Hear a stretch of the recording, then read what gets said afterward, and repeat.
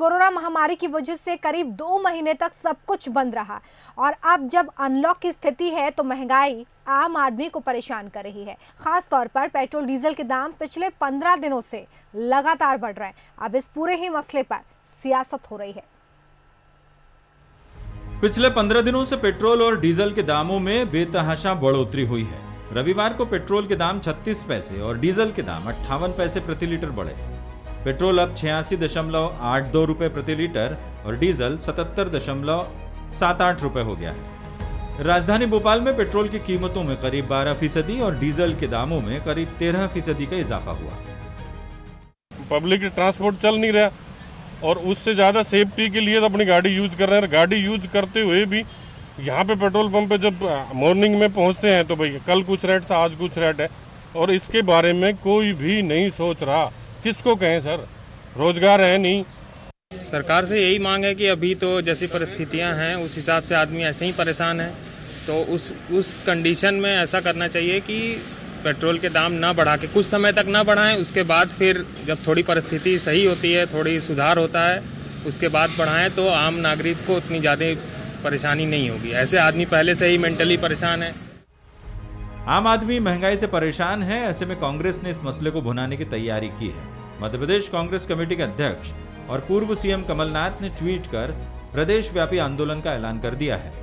कमलनाथ ने लिखा कि कोरोना महामारी के दौर में पेट्रोल डीजल की कीमतों ने जनता को परेशान कर दिया है। विपक्ष में मूल्य वृद्धि पर विरोध में साइकिल चलाने वाले आज मौन होकर गायब हैं। यदि पेट्रोल डीजल के करों में कमी नहीं की गई तो कांग्रेस प्रदेश व्यापी आंदोलन करेगी। हालांकि बीजेपी की इस मसले पर अपनी दलील है। परिस्थिति अभी देश की इस तरह की है, कोरोना के कारण से सभी लोग प्रभावित हो रहे हैं, हर वर्ग प्रभावित हो रहा है, पर जल्दी ही हम इससे उबर आएंगे। लगातार 15 दिनों में डीजल पेट्रोल के भाव बढ़ रहे हैं और आज भोपाल में 86 रुपए के आसपास हो गया है, जबकि क्रूड ऑयल का रेट पूरी दुनिया के अंदर आधा हो गया है। ये 16 रुपए होना चाहिए आज डीजल पेट्रोल का रेट, वो 86 हो रहा है, 87 के ऊपर है सर। और ये सरकार पूरी तरह से लोगों की जेब काट रही है, क्योंकि कोरोना से लोग पीड़ित हैं, लोगों के काम धंधे बंद हो गए हैं, लोगों के रोजगार चले गए हैं, मजदूर के पास मजदूरी नहीं है और उस समय जबकि लोगों को पैसा दिया जाना चाहिए, उनकी जेब से पैसा निकाल नहीं सकता। ये पूरी तरह गलत है और ये जो रेट बढ़े हैं 86, 87, 88 जो भी हो ये वापस लेना। सवाल यह है कि लॉकडाउन के दौरान जब कच्चे तेल के दाम गिर चुके थे तब भी देश में पेट्रोल डीजल के दामों में कमी नहीं की गई और अब जब अनलॉक हुआ है तो आखिरकार दाम क्यों बढ़ रहे हैं। Bureau report, Bansal news. तो आप भी यही सोच रहे होंगे कि आखिरकार कोरोना संकट के बीच आपको राहत क्यों नहीं मिल पा रही है। तो कुछ पॉइंट्स हम आपको बताने जा रहे हैं जिसके जरिए आप ये समझ पाएंगे। बहुत ध्यान से देखिए। मार्च में सरकार ने पेट्रोल और डीजल पर एक्साइज ड्यूटी जो है उसको लेकर फैसला लिया। एक्साइज ड्यूटी में 3 रुपए प्रति लीटर का इजाफा कर दिया। तेल कंपनियों ने इसे ग्राहकों पर पास ऑन नहीं किया। लॉकडाउन में ढील के बाद अचानक से पेट्रोल डीजल की डिमांड बढ़ गई। रुपए में गिरावट से भी तेल कंपनियों की चिंता बढ़ी। लॉकडाउन के बीच तेल कंपनियों को नुकसान हुआ और अब वो भरपाई की कोशिश कर रही है। कच्चे तेल के दाम में भी बढ़ोतरी हुई है। 21 अप्रैल को जो क्रूड ऑयल $17.51 प्रति बैरल था वो बढ़कर अब $38.34 पर आ गया है। क्रूड ऑयल की कीमतों में भी बढ़ोतरी हुई है। 2 महीने से भी कम समय में 100% से ज्यादा इसमें तेजी आई है। लॉकडाउन की वजह से सरकार का खजाना भी खाली है और आर्थिक संकट सामने है। पेट्रोल डीजल ही एकमात्र ऐसा सोर्स है जहां से अच्छा खासा राजस्व इकट्ठा किया जा सकता है। जीएसटी और डायरेक्ट टैक्स कलेक्शन में लॉकडाउन की वजह से भारी गिरावट दर्ज की गई है। अप्रैल में सेंट्रल जीएसटी कलेक्शन की अगर हम बात करें तो ये भी बढ़ा है।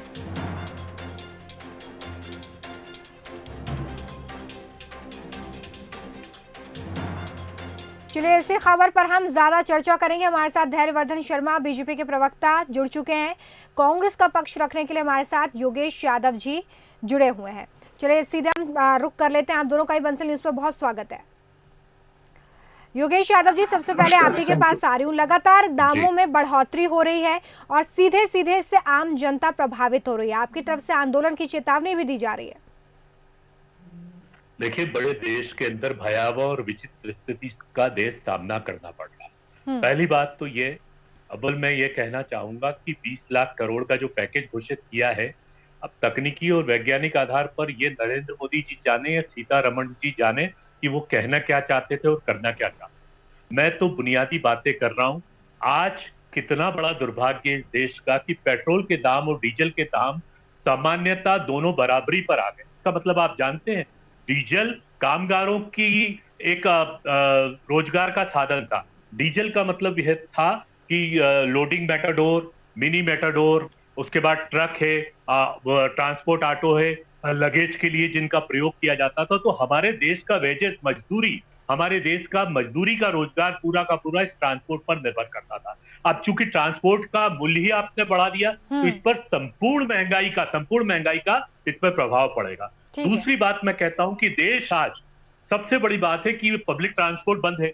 अब देश पेट्रोल का उपयोग कर रहा है, लोग अपनी मोटर बाइक से जा रहे हैं, कार से जा रहे हैं, दोहरी मार्ट पड़ रही है, पब्लिक ट्रांसपोर्ट बंद पड़ा हुआ है। तो ये क्या गला घोटना चाहती है सरकार? इंसान को मार डालना चाहती है। मनमोहन सिंह सरकार के समय मात्र 51-52 रुपए पर इन्होंने तहलका मचा दिया था। मैं क्षमा सहित कहूंगा अरुण जेटली जी जो दिवंगत हो गए, भगवान उनकी आत्मा को शांति दे, किस तरीके के बयान दिए गए थे। आप पुराने वीडियो निकाल कर देखिए, आप इनको ईरानी जी को देखिएगा, जिस तरीके से ईरानी जी ने उस समय कहा था कि हमें जनता के बीच आना है। उस समय अंतरराष्ट्रीय स्तर पर पेट्रोल डीजल के दाम बहुत ज्यादा थे, उसके बाद भी मनमोहन सिंह सरकार में धैर्यवर्धन जी, कांग्रेस की तरफ से कहा जा रहा है कि लगातार जो दाम बढ़ रहे हैं उससे जो इसकी सप्लीमेंट्री सेवाएं हैं वो भी प्रभावित होती हैं सीधे तौर पर। तो ये तो दोहरी मार हो गई आम जनता पे।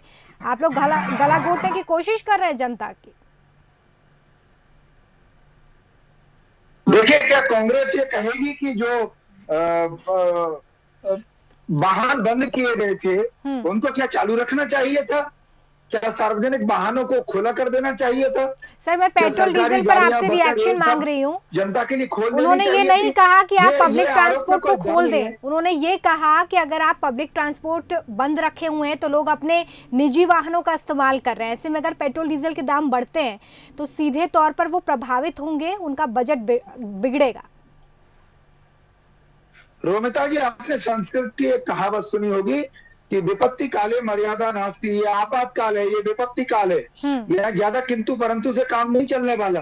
यहाँ जो हालात हैं वो किसी ने जानबूझ करके नहीं बनाए। यहाँ प्राण बचाने का संकट उत्पन्न हो गया था देश में, तब इस स्थिति में आना पड़ा। अब यदि बसें बंद होंगी, सार्वजनिक वाहन बंद होंगे, तो स्वाभाविक तौर पर लोग निजी वाहन का प्रयोग करेंगे और सरकार के पास इनकम का कोई साधन नहीं है।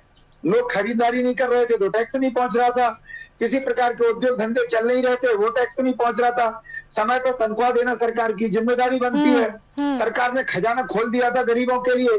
लोग कह रहे हैं कि इनको गणित समझना। कांग्रेस के प्रवक्ता कह रहे हैं कि सीतारमण जी क्या कर रहे हैं। मैं पूछना चाहता हूं, क्या आपको ये गणित समझ में नहीं आया कि 9 करोड़ किसानों को 6,000 रुपए की सम्मान निधि जो दी गई उसमें 4,000 रुपए अभी दे दिया गया? क्या आपको नहीं मालूम है कि 80 करोड़ लोगों को मुफ्त अनाज मिल सके? इसके लिए केंद्र सरकार ने सारे राज्यों को वो खाद्यान्न उपलब्ध करा दिया। क्या हमको ये नहीं मालूम कि 33 करोड़ जनधन खातों में 500 रुपए प्रतिमाह गरीब महिलाओं के खाते में पहुंचा डाला गया है? क्या हमको नहीं मालूम कि पेंशन भी 1 मुश्त 2 और 3? हमको ये ठीक है धैर्यवर्धन जी, सीधे तौर पे जितना मैं समझ पाई हूँ आपकी बात से, आपका ये कहना है कि आपको क्योंकि इतने सारे काम करने, वेतन देना है और भी जो चीजें आप गिनवा रहे हैं वो सब करने के लिए आप जनता के ऊपर बोझ बढ़ाने जा रहे हैं और अपना राजस्व कलेक्ट करने जा रहे हैं। सीधे तौर पर यही बात आप कह रहे हैं। चर्चा पे मैं वापस लौटूंगी, लेकिन इस बीच कुछ न्यूज पॉइंट है जो आपको देखने चाहिए। जिस कीमत पर तेल खरीदा जाता है उसमें 50% से ज्यादा टैक्स लगा होता है। डीलर्स को पेट्रोल और डीजल बहुत कम कीमतों पर मिलता है। केंद्र सरकार के सेंट्रल एक्साइज, राज्यों के वेट और डीलर कमीशन के बाद कीमत दुगनी हो जाती है। 5 साल में सरकार का पेट्रोलियम से राजस्व बढ़कर दुगने से ज्यादा हो गया है। 2019-20 में कच्चे तेल की औसत कीमत $60.47 प्रति बैरल थी। सरकार ने पेट्रोलियम पदार्थों पर एक्साइज ड्यूटी से 2.23 लाख करोड़ रुपए कमाए। जो सीधे सीधे तौर पर ये बताता है कि जो कलेक्शन हुआ है वो दुगना है। और ये पॉइंट्स काफ़ी महत्वपूर्ण है जो अक्सर इन बढ़े हुए दामों के बाद राजस्व कलेक्ट होता है, जो रेवेन्यू जनरेट होता है, उससे जुड़े हुए हैं। यानी कि सीधे तौर पर इसका जो बोझ है वो तो जनता पर पड़ रहा है। एक बार फिर से हम चर्चा पर लौट रहे हैं। धैर्यवर्धन जी, मुझे लगता है कि न्यूज़ पॉइंट्स को आप भी बहुत बेहतर तरीके से समझे होंगे और इससे तो यही बात निकलकर सामने आती है कि जनता तो टैक्स भर कर ही परेशान है। 50% वो तो टैक्स ही भर रही है और आप ये गिना रहे हैं कि क्योंकि आपको इतने सारे काम करने हैं तो आपकी तो ये मजबूरी है। नहीं रोमिता जी, मुझे बताइए, अगर इनकमिंग बंद हो जाएगी तो आउटगोइंग कैसे चलेगी? पैसा कहीं ना कहीं से तो कलेक्ट करना ही होगा। अन्य प्रकार के संसाधन जब ठप हैं और देश की रफ्तार को बढ़ाया जा रहा है तो पैसा तो कहीं ना कहीं से लेना पड़ेगा। और लोग दानदाता हैं, लोग टैक्स देते हैं, लोगों के उपकार के धैर्यवर्धन जी कैसी बातें कर रहे हैं आप? आप ये कह रहे हैं सीधे तौर पर कि आपके पास और कोई चारा नहीं है। धैर्यवर्धन जी, आप ये कह रहे हैं कि आपके पास और कोई चारा नहीं है, इसलिए आप सीधे तौर पर जनता की जेब से पैसा निकलवाएंगे और दूसरों में बांटेंगे। योगेश यादव जी, जुटाने पड़ेंगे।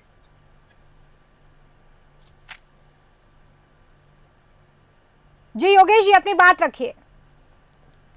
देखिए नोमिता जी, मुझे भारतीय जनता पार्टी और एनडीए सरकार का अर्थशास्त्र समझ में नहीं आता। ये कौन सा अर्थशास्त्र लेकर बैठते हैं या इनके वहां कौन से बुद्धिमान अर्थशास्त्री हैं? ये 200-500 हजार की सब्सिडी की बात करते हैं, 200 रुपया डाल दिया, 500 रुपया डाल दिया, किसानों में 4000 डाल दिया। अरे भाई, अंतरराष्ट्रीय स्तर पर देखें, Italy, Pakistan, Sri Lanka, Iran, Iraq और अमेरिकन देश, यूरोपीय कंट्रीज में जो पेट्रोल के दाम है वो भारत के दामों से आधा, कई जगह चौथाई, कहीं 18 रुपए, 22 रुपए, 24 रुपए। भाई, हम तो आपसे सिर्फ एक शब्द कहते हैं कि आप ये इतनी सारी राहें कदम हम पर ना बरसाइए, आप इतनी सारी राहतें ना बरसाकर सिर्फ एक काम कर दीजिए कि आप 20 या 30 रुपए पेट्रोल या डीजल के भाव कम कर दीजिए। देखिए, पब्लिक ट्रांसपोर्ट के भाव कम हो जाएंगे तो हमारा ट्रांसपोर्ट जैसे ही हमारा सस्ता होगा, सब्जियों पर फर्क पड़ेगा, किसानों पे फर्क पड़ेगा, किराना पे फर्क पड़ेगा, मैन्युफैक्चरिंग पर फर्क पड़ेगा, जनता की आय बढ़ेगी, रोजगार बढ़ेगा। सब कुछ तो यहीं पर परिलक्षित करता है। लेकिन महान विद्वान अर्थशास्त्री जो बैठे हुए बड़े बड़े गणित लेकर, इनको ये गणित समझ में नहीं आता कि आज जो अंतरराष्ट्रीय स्तर पर कीमत है उसके हिसाब से भारत में कीमत पेट्रोल या डीजल की 30 या 35 रुपए होना चाहिए। आपने टैक्स पर टैक्स कर दिया। एक तरफ तो आप ऑक्सीजन का सिलेंडर देते और छुआ कर वापस ले जाते, उस तरफ दूसरी तरफ आप जनता का दम घोट रहे, गला घोटते जा रहे हैं और उसको आईसीयू पर लेकर जा रहे हैं। धैर्यवर्धन जी इसमें कुछ जोड़ना चाह रहे हैं? धैर्यवर्धन जी बात रखें अपनी। ये अर्थशास्त्र कौन था? ये कहाँ का अर्थशास्त्र? 200-500 की सब्सिडी, मुझे लगता है इसका जवाब धैर्यवर्धन जी दे पाएंगे। योगेश यादव जी से सवाल आप खड़े कर रहे हैं। धैर्यवर्धन जी, मैं अपने मित्र से ये पूछना चाहता हूं कि जिन पड़ोसी देशों के किस्सा आप सुना रहे हैं, क्या उनकी तरह 18 रुपए प्रति लीटर, 28 रुपए प्रति लीटर आपने जनता को दिया था जब आपकी सरकार थी? दूसरी बात, जिन पड़ोसी देशों की बात आप कर रहे हैं, उस पाकिस्तान में पेट्रोल पंप बंद है। आज मीडिया की खबरों को उठा करके देखिए, वो तो लोगों को पेट्रोल भी नहीं दे पा रहे इस काल में। वहां हाहाकार मचा है। बाकी प्रजा कह रही है कि इमरान खान किसी भी कीमत पे पेट्रोल दे दो, पर दे तो दो। ऐसे हालात भारत में तो नहीं बने। आप तो कमियां निकालने के एक्सपर्ट हो चुके हैं। कांग्रेस के नेता छिद्रान्वेषी हैं, सब जानते हैं कि इन हालातों में देश की व्यवस्था को कैसे चलाया जा रहा है। पड़ोसी देशों के संकट सिर पर है, आर्थिक व्यवस्था को खतरनाक दौर में पूरी दुनिया की जा रही है। कोरोना के कारण से लोगों का रोजगार कम हो रहा है, लोगों के काम धंधे बंद हैं। धीरे धीरे धैर्यवर्धन जी, यही तो सवाल है कि लोगों के पास रोजगार नहीं है, उनके काम धंधे ठप पड़े हैं, कैसे देंगे वो ये तेल की कीमतें? धैर्यवर्धन जी, आप अपने ही तर्क दे रहे हैं और उन सवालों को नहीं समझ पा रहे हैं जो मैं आपसे पूछ रही हूँ। आप खुद कबूल रहे हैं बात कि लॉकडाउन के चलते लोगों की नौकरियां गई हैं, उनका काम धंधा ठप पड़ा हुआ है, आर्थिक तौर पे लोग वैसे ही जूझ रहे हैं और ऊपर से आप तेल के दामों को बढ़ा के उन पे दोहरी मार कर रहे हैं। यही तो मैं आपसे पूछ रही हूँ। मैंने ये शब्द नहीं बोला रोमिता जी की नौकरी गई है, मैंने कहा कि आपने कहा रोजगार गया है, नौकरियां खतरे में। क्योंकि अगर उद्योग धंधे खड़े नहीं होंगे तो बैठे बैठे तनख्वाह कब तक देंगे? अभी तो वो जैसे तैसे लोगों का सिस्टम चल गया, इसलिए सरकार की पूरी चिंता थी कि वो उद्योग धंधे फिर खड़े हों, लोग केवल सरकारी राशन पर ही अपना पेट न पालें। वो निहायत गरीब लोगों को मिलता भी रहे, पर बाकी के लोग अपने रोजगार को चलाएं, अपने काम धंधे पर वापस जाएं और लोगों की जेब में फिर से पर्याप्त पैसा आने लगे और देश की जो आर्थिक प्रगति है वो भी धीरे से फिर से बढ़ जाए और पटरी पर आ जाए। ठीक है योगेश यादव जी, धैर्यवर्धन जी यहाँ पर सवाल खड़ा कर रहे हैं कि जब आपकी सरकार थी तब तो आपने दामों में कोई कमी नहीं की, किसी तरह की कोई गिरावट हमने उसमें नहीं देखी, और अभी सवाल खड़ा किया जा रहा है, आंदोलन की चेतावनी दी जा रही है। देखिए, मैं आपसे पूछना चाहता हूँ, जिस समय हमारी यूपीए की सरकार थी, मनमोहन सिंह जी की सरकार, उस समय अंतरराष्ट्रीय स्तर पर कीमत क्या थी, कितने बैरल में मिलता था? ये बैरल का जो आंकड़ा आप उस समय संयोजित करेंगे और उसका तुलनात्मक अध्ययन करेंगे तो आज जिस तरीके से जो अंतरराष्ट्रीय कीमत है और जिस तरीके से एनडीए की सरकार 80 रुपए के आसपास पेट्रोल डीजल के दाम को लागू कर चुकी है, वो एक तरीके से शोषण है, एक तरीके से जनता की मार है। मैं पाकिस्तान के अलावा श्रीलंका, नेपाल और हमारे जो लगे हुए अन्य बांग्लादेश, जो बहुत गरीब देश है, जो बहुत जिसको कह सकते हैं परजीवी देश है, जिनको हम कह सकते हैं अत्यंत गरीब देश, उनके हालात आप देखिए, वहां पर भी पेट्रोल डीजल के क्या भाव है। मैं आपसे पूछना चाहता हूं, स्मृति ईरानी जी ने जो ये कहा था 52 रुपए लीटर डीजल पर होने पर कि मैं सड़क पर आकर आंदोलन करूंगी, प्रधानमंत्री नरेंद्र मोदी कहते थे कि उनको देश चलाने का मनमोहन सिंह जी को कोई अधिकार नहीं। मैं चाहता हूं प्रधानमंत्री जी सड़क पर आइए, स्मृति ईरानी जी सड़क पर आइए, जनता की बात कीजिए। 80 रुपए की आप जब डीजल और पेट्रोल को हम दाम हमसे वसूल कर रहे हैं तो आप बताइए। मैं आपसे एक प्रश्न करना चाहता हूं, आपने कहा रोजगार की वृद्धि हो रही है, कहां हो रही है? आपने कहा महंगाई कम हो रही है, कहां हो रही है? आपने कहा हमने इतने साधन उपलब्ध करा दिए, कहां? चलिए इस सवाल के साथ मैं जाऊंगी धैर्यवर्धन जी के पास, लेकिन क्योंकि यहाँ पर दूसरे देशों का भी जिक्र हो रहा है, आपकी जीडीपी बताइए। जी अभी आपने जीडीपी जीरो करके रखी है, जीडीपी जीरो करके रखी है, आप उसमें 0.5 भी वृद्धि हुई है क्या? अभी आपके 20 लाख करोड़ के पैकेज के बाद आपकी वृद्धि में थोड़ा सा भी आप बताइए बढ़ोतरी हुई है क्या? ठीक है, मैं इस सवाल के साथ जाऊंगी योगेश जी। देखिए दूसरे देशों का जिक्र हो रहा है कि वहां पर ये स्थिति है, लेकिन भारत में स्थिति है, इसलिए आपका समझना बहुत ज़रूरी है कि भारत में तेल के दाम आखिर कैसे तय होते हैं। देखिए ग्राफिक्स के जरिए आपको बहुत इजीली हम ये समझा रहे हैं। रिफाइनरी में कच्चे तेल से पेट्रोल, डीजल और बाकी पेट्रोलियम पदार्थ निकाले जाते हैं। तेल कंपनियां अपना मुनाफा बनाती हैं और पेट्रोल पंप तक तेल पहुंचा देती हैं। पेट्रोल पंप मालिक अपना तयशुदा कमीशन बनाते हैं। ग्राहक केंद्र या राज्य सरकार के लिए एक्साइज ड्यूटी और वेट देकर तेल खरीदते हैं। तो इस तरीके से भारत में जो कंपनियों की तरफ से दाम है वो तय किए जाते हैं और किस तरीके से यहाँ पर इन दामों में स्टेप वाइज स्टेप बढ़ोतरी होती चली जाती है, ये आप समझ रहे हैं। एक बार फिर से हम चर्चा पर लौट रहे हैं। योगेश यादव जी ने कई सवाल खड़े किए हैं धैर्यवर्धन जी, वो ये पूछ रहे हैं कि आपने ये सवाल खड़ा किया कि उनकी सरकार में तो तेल के दाम घटाए नहीं गए, अब वो कुछ और सवाल आपसे भी पूछ रहे हैं जो कि इसी से जुड़े हुए हैं। आप ज़रा ये बताइए कि आपके शासनकाल में इस पर किस तरीके से विचार किया गया है, और साथ ही साथ मैं आपसे ये भी जानना चाहूँगी कि आप समय समय पर ये कहते रहे हैं और प्रदेश में आपकी सरकार है कि हम तो हर व्यक्ति के बारे में सोचते हैं, केंद्र में भी आपकी सरकार है, प्रदेश में भी आपकी सरकार है, आप ये कहते हैं कि हम तो पंक्ति में खड़े हुए लास्ट व्यक्ति के बारे में भी सोचते हैं, उसका हित सोचते हैं, और दूसरी तरफ इस संकट काल में जब जनता आपसे उम्मीद लगाए हुए है, आप ये कह रहे हैं कि क्योंकि हम ये तमाम काम करने हैं, हमारी ये मजबूरी बन गई है, मतलब सरकार ने ही हाथ खड़े कर दिए हैं। रोमिता, आप देखिए कांग्रेस सरकार के 15 महीनों में मध्य प्रदेश में पंच परमेश्वर योजना ठप्प पड़ी रही। सारे सरपंच सेक्रेटरियों से आप अपने संवाददाताओं से कहिए कि एक रिपोर्ट तैयार कराएं। निर्माण कार्य बंद थे, सीमेंट कंक्रीट की सड़कें पिछली सरकार के जमाने की बात होकर के रह गई थी। शिवराज जी के आने के बाद फिर से निर्णय हुआ है कि गांव-गांव में पक्की गलियां बनाई जाएंगी, सीमेंट कंक्रीट की सड़कें बिछाई जाएंगी, ये संसाधन जुटाए जा रहे हैं। मैं फिर कह रहा हूँ कि देश को, प्रदेश को पटरी पर लाया जा रहा है। आप आसपास नजर डालिए, जो दुकानें कोरोना काल में बंद हो गई थी वो दुकानें खुल गई हैं। वहां पर जो काम करने वाले कर्मचारी हैं, नौकर हैं, वो काम पर लौट आए हैं। सेठों के हाथ में भी सुबह शाम चाबी खोलकर दुकान की काम धंधा करने लगे, ग्राहक आने लगे। छोटी छोटी निर्माण की इकाइयां थी, विक्रय की एजेंसियां थी, वो सब चालू हो गई हैं। धीरे धीरे सब व्यवस्थाएं जुटेगी। अभी सच में सरकार की स्थिति ठीक नहीं थी और हम सब जानते हैं कि ये केवल भारत में नहीं हुआ, अंतरराष्ट्रीय स्तर पर आप देखेंगे हर देश कोरोना के काल में उसकी अर्थव्यवस्था को झटका लगा है, सबकी स्थिति बहुत खराब थी। उन सबसे अगर तुलना करें तो भारत ने तो बहुत साहस पूर्वक इतनी बड़ी विपत्ति को इतनी बड़ी जनसंख्या वाले देश में संभाला है।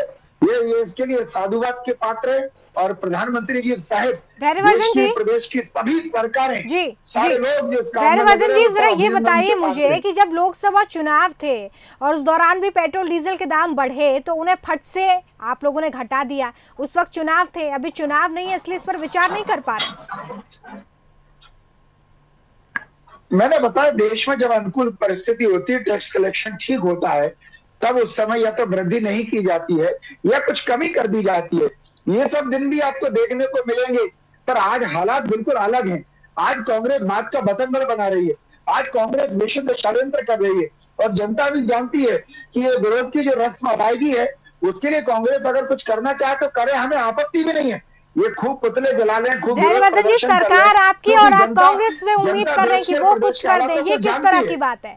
देश में आपकी सरकार चल रही है और आप कह रहे हैं कि कांग्रेस अगर इसमें कुछ करना चाहे तो कर दे। सिर्फ सवाल खड़े किए जा रहे हैं पर मेरी एक भी बात का जवाब आपके पास नहीं है। योगेश यादव जी, सीधे तौर पर तो कांग्रेस सवाल खड़े कर रही है। विरोध करेंगे, मैंने उस पर बोला, अपनी बात अधिकार है। ठीक है धैर्यवर्धन। योगेश यादव जी यहाँ पर कुछ जोड़ना चाह रहे हैं। योगेश यादव जी, सीधे तौर पर जो मैं अब तक समझ पाई हूँ धैर्यवर्धन जी की बातों से, उनका ये कहना है कि परिस्थितियां ऐसी हैं इसलिए इन दामों में इजाफा किया जा रहा है, इसका और कोई रास्ता सरकार के पास नहीं है जिससे कि रेवेन्यू कलेक्ट हो सके। देखिए रोमिता जी, एक व्यावसायिक रैकेट चल रहा है, पर्दे के पीछे सरकार चलाने वाले लोग और कोई है, वो व्यावसायिक लोग हैं और वही इस देश को संचालित कर रहे हैं, लेकिन काले ढंग से संचालित कर रहे हैं। अब मैं आपको बता देना चाहता हूं, पेट्रोलियम जो कंपनीज हैं, चाहे वो हिंदुस्तान लिमिटेड हो, चाहे वो इंडियन ऑयल हो, ये सब हमारे केंद्र सरकार की अधीनस्थ शासकीय अर्धशासकीय संस्थाएं हैं। अब इन संस्थाओं को पृथक वैधानिक अस्तित्व इसलिए इन लोगों ने दे दिया कि सरकार हाथ ऊंचे कर सके कि हम क्या जाने साहब, ये तो पेट्रोलियम कंपनी ने दाव बनाए, जबकि इन कंपनियों पर पूरा का पूरा अधिकार सेंट्रल गवर्नमेंट का आता है। अब सेंट्रल गवर्नमेंट की भूमिका आप सुन लीजिए। सेंट्रल गवर्नमेंट जनता के सामने तो कहती है भाई पेट्रोलियम कंपनी ने अपने भाव बढ़ाए, लेकिन इसके पीछे जो निजी कंपनियां हैं जो पेट्रोल का धंधा करती है, बिजनेस करती है, जिनके पेट्रोल पंप है, वो एनडीए सरकार के पीछे से चलाने वाले वो रैकेट वाले लोग हैं, वो व्यावसायिक लोग हैं जो कीमत को कम नहीं होने देना चाहते हैं। वो 20 जो हम मांग कर रहे हैं कि 20 रुपए या 30 रुपए की सब्सिडी दे, यदि वो सब्सिडी केंद्र सरकार मान लेती है तो वो प्राइवेट कंपनीज जो एनडीए को लाखों करोड़ों चंदा देती है और काला धन देती है, उन पर अंकुश हो जाएगा और उनके दाम घट जाएंगे, वो घाटे में पहुंच जाएंगी। इसलिए वो पेट्रोल कंपनीज को घाटे में ना देने के कारण पेट्रोल पर सब्सिडी केंद्र सरकार अभी तक जारी नहीं कर रही है। ये मेरा एक बहुत गंभीर आरोप है, ये एक चिंतनीय आरोप है, इस पर आप चिंतन कीजिए। इसलिए ये व्यावसायिक सरकार को हट जाना चाहिए। एनडीए सरकार हमारा खून चूस रही है, ये बहुत गंभीर आरोप लगा रहा हूं आपके चैनल के माध्यम से। धैर्यवर्धन जी, लास्ट टिप्पणी आपकी। देखिए, मैं तो केवल इतना कहूंगा, ये आरोप निराधार है। निराधार इसलिए है कि यदि कोई निजी व्यक्ति अरबों रुपए करोड़ों रुपए खर्च करके कोई उद्योग धंधा चलाता है तो क्या सरकार उसका गला काट दे? यदि सब्सिडी मिलेगी तो उसको भी मिलेगी। ये कौन सा गलत है आपका? मुझे सुनिए मेरी बात योगेश जी सुनिए, गलत बात योगेश जी, यदि 1 लीटर पर 20 रुपए की सब्सिडी मिलेगी तो यदि वो आईओसी को मिलेगी, बीएसपी को उसको मिलेगी, दूसरी कंपनी को सरकार द्वारा पोषित, तो रिलायंस को भी मिलेगी, तो दूसरी और प्राइवेट कंपनी शेल को भी मिलेगी। ये कौन सा गलत है आपका? ये तो बेकार की बात कर रहे हैं। और जिन पर आप आरोप लगा रहे हैं ना, मुख्यमंत्री कमलनाथ जी को हमने उनके साथ गलबैया करते हैं, उनके साथ भी चाय पीते हुए देखा। क्या और मध्य प्रदेश में काम धंधा लगाओ, जब आपकी सरकार थी। इतने बेफिजूल तर्क मत दीजिए। दर्द हमको भी होता है अगर महंगाई बढ़ती है, कष्ट भारतीय जनता पार्टी को भी है अगर पेट्रोल पर मूल्य वृद्धि हो रही है। हम भी जनता के हृदय से अपना हृदय के तार जोड़े हुए हैं। मुझे कष्ट है, संवेदना है, सच में तकलीफ है, पर जब आपातकाल होता है तब सबको त्याग करना होता है और मध्य प्रदेश की और देश की जनता त्याग कर रही है। मैं उनके चरणों में अपना शीश झुका करके उनको धन्यवाद करना चाहता हूँ।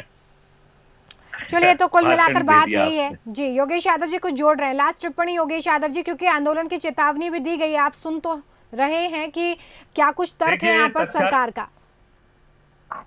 देखिए, तथ्यात्मक आधार पर नहीं हुआ है। शिगुफे और भाषण देना भारतीय जनता पार्टी का हमेशा शगल रहा है। तथ्यात्मक आधार पर अभी तक ये नहीं बता पाए हैं कि 80 रुपए का दाम क्यों किया गया। ये जनता हिसाब मांग रही है। जनता सड़क पर हिसाब मांगेगी, चौराहों पर मांगेंगे, और कांग्रेस का प्रतिनिधि जो जनता का प्रतिनिधि है आपसे सड़क पर हिसाब मांगे जाएगा, और आप ही के नेताओं के बातों को पुनः दोहराया जाएगा जिन्होंने चीख चीख कर जनता को भ्रमित किया था, जनता को भ्रम के अंदर डाला था। ये समय आ गया। बिल्कुल, अभी इसी संकट काल में जनता कांग्रेस से की राहत सरकार दी को जाए। कांग्रेस की सरकार को सड़क पर लाने वाले दिग्विजय सिंह जी सड़कों पर निकलेंगे, या 15 महीने तक बल्लभ भवन से बाहर ना निकलने वाले कमलनाथ जी बाहर निकलेंगे? समय बताएगा कि कौन सड़क पर आएगा। अभी सड़क पर कौन आएगा ये हम भी समय दोनों हाथ बताएगा करने कि कौन तैयार हैं। सड़क पर रहेगा। हाँ, सड़क। चलिए, तो सड़क पर समय उतरने बताएगा की कि बात सड़क की पर जा कौन- रही है, पेट्रोल डीजल के जो दाम बढ़े हैं उसको लेकर। बहुत शुक्रिया